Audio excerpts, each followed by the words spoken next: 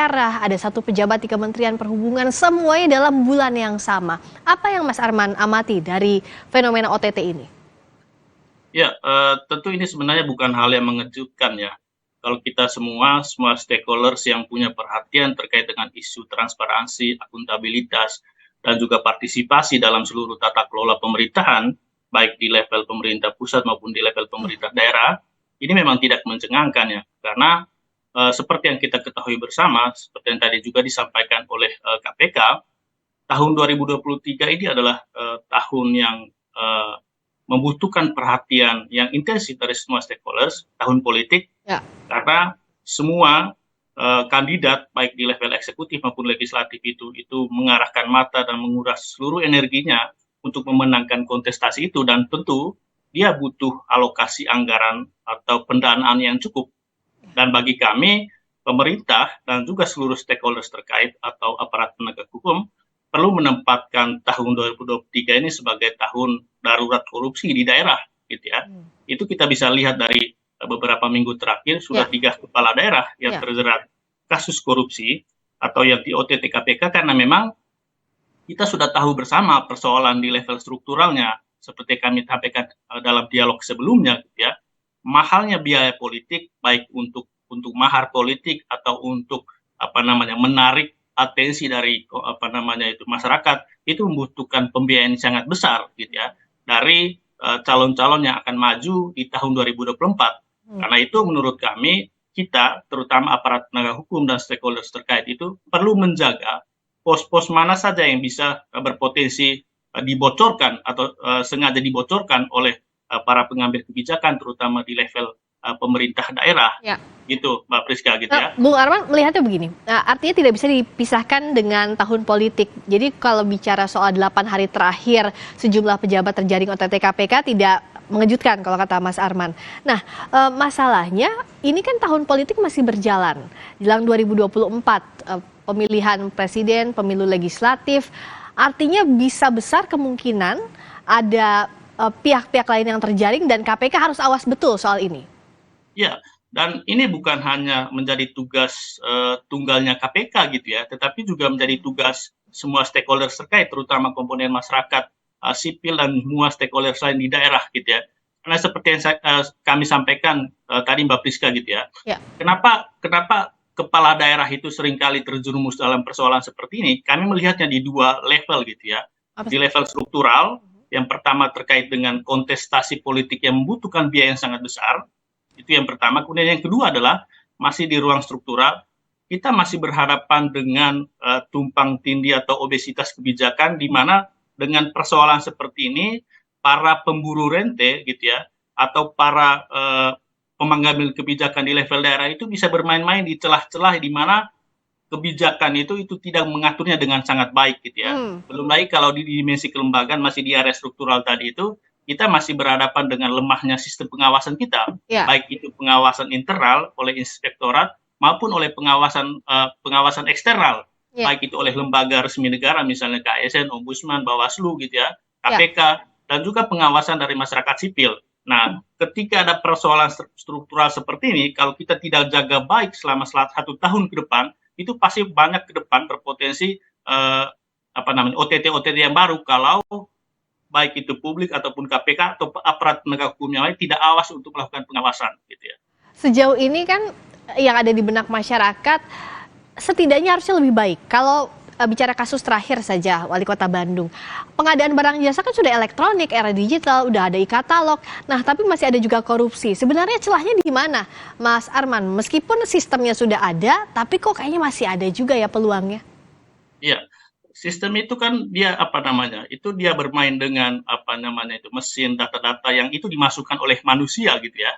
Ya. Baik itu oleh para pelaku usaha maupun direspons oleh para pengambil kebijakan. Tetapi sistem ini belum meng-capture di belakang layar, gitu ya, terkait dengan persetujuan kesepakatan yang dibuat oleh para pemohon dalam proses pengadaan barang dan jasa ini, gitu ya. Sehingga menurut kami seperti yang tadi disampaikan oleh Pak Gurfon dari KPK, kita perlu memikirkan ini secara serius agar proses-proses yang terjadi di belakang layar itu juga bisa diakomodir dalam sistem pengadaan barang dan jasa, dalam e-procurement ataupun sistem-sistem yang lain, gitu, Mbak. Ya.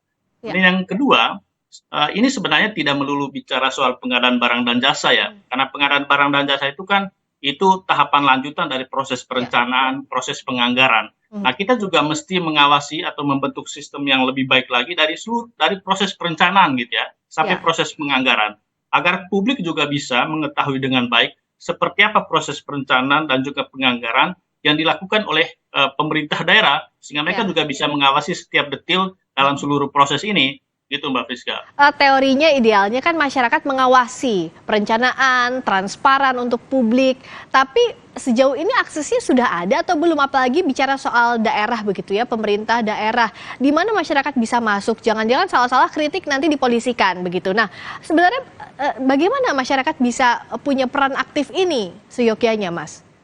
Ya, kita tahu memang pemerintah gitu, baik pemerintah pusat maupun pemerintah daerah itu giat melakukan sistem pemerintahan berbasis elektronik ya, atau digitalisasi tata kelola, katakanlah itu, mulai dari perencanaan gitu ya, e-planning, e-budgeting, dan pelayanan yang lain itu gitu ya. Tetapi yang kami lihat sistem-sistem ini kan belum memberi ruang kepada publik terutama untuk mengetahui proses di belakang layar itu, Mbak, gitu ya. Misalnya dalam proses pengambilan kebijakan, katakanlah ya, publik bisa memberikan masukan atau memberikan catatan atau memberikan usulan ya dalam proses perancangan satu kebijakan, katakanlah gitu ya. Tetapi yang meramu seluruh aduan, seluruh input, seluruh catatan, rekomendasi dari publik itu kan para policy maker terkait, yang itu ada di ruang birokrasi. Nah, bagaimana publik bisa mengetahui ramuan-ramuan itu sudah mengikuti masukan atau catatan atau rekomendasi republik atau enggak gitu ya.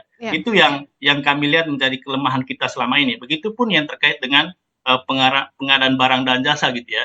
Siapa yang bisa menjamin bahwa orang yang sudah masuk dalam sistem itu benar-benar diawasi publik detik per detik atau detail per detail dari setiap proses itu gitu ya. Itu yang kurang dari sistem kita gitu ya. Kemudian yang kedua, sistem ini juga dalam tanda kutip ya, tidak punya satu kondisi yang memaksa di mana policy maker itu membuka itu secara terang-benderang kepada publik gitu ya. Mulai dari proses tadi itu dalam seluruh proses perencanaan, penganggaran, penyusunan kebijakan, atau yang terkait dengan pelayanan publik gitu ya di daerah. Nah, kalau misalnya sekarang bicara apa yang harus dilakukan, indeks persepsi korupsi dan juga melihat kasus-kasus korupsi yang ada, idealnya kan ada pencegahan, baru penindakan itu terakhir. Idealnya pidana itu ultimum remedium, upaya terakhir lah begitu. Tapi apakah dalam kenyataannya, faktanya, Mas Arman lihat ya, bisa terjaringnya kalau OTT, kalau ada kasus pidananya baru terjaring, secara pencegahan tidak efektif sejauh ini? Iya. Itu sebenarnya kan dengan OTT atau kasus-kasus korupsi yang lain, terutama terkait dengan pengadaan barang dan jasa itu kan sebenarnya menggarisbawahi kelemahan dari sistem pengawasan itu sendiri, Mbak Friska gitu ya. Yang menurut kami area yang mesti kita bongkar habis terkait dengan masalah di ruang struktural itu perlu kita pikirkan bersama gitu ya. Tadi soal mahalnya kontestasi pilkada pemilu gitu ya, soal tidak solidnya kebijakan. Saya angkat contoh misalnya di isu suap perizinan gitu ya. Yang menurut kami kenapa suap-suap perizinan itu terjadi? Karena memang seluruh regulasi mulai dari undang-undang, misalnya undang-undang cipta kerja, regulasi-regulasi turunannya itu belum solid mengatur terkait dengan NSPK, SOP, di mana publik bisa mengawasi itu tahap per tahap gitu ya. Dan ini ruang-ruang abu-abu seperti ini justru dimanfaatkan oleh para pemburu rente tadi, baik di sisi eksekutif atau para policy maker maupun dari para pemohon izin gitu ya. Itu yang kita lihat gitu. Nah, untuk itu menurut kami untuk proyek jangka panjang, katakanlah begitu, kita perlu melihat itu misalnya di undang-undang pilkada atau yang terkait dengan kebijakan-kebijakan pelayanan publik itu benar-benar harus diatur dengan solid gitu ya. Dan yang terakhir di level tata kelola ya, kita perlu benahi tadi soal tata kelola mulai dari perencanaan sampai pelayanan publiknya. Ya, mau tidak mau sekarang penindakan ini jadi antivirusnya ya, dengan korupsi yang ada, tapi jangka panjangnya seperti yang Mas Arman tadi harus dipikirkan sistem ke depannya, termasuk mahalnya ongkos pemilu dari sisi regulasi dan juga tata kelola pemerintahan. Terima kasih atas waktunya Komite Pemantau Pelaksanaan Otonomi Daerah Arman Suparman. Terima kasih Mas Arman, selamat malam. Selamat malam Mbak Priska, terima kasih. Berikutnya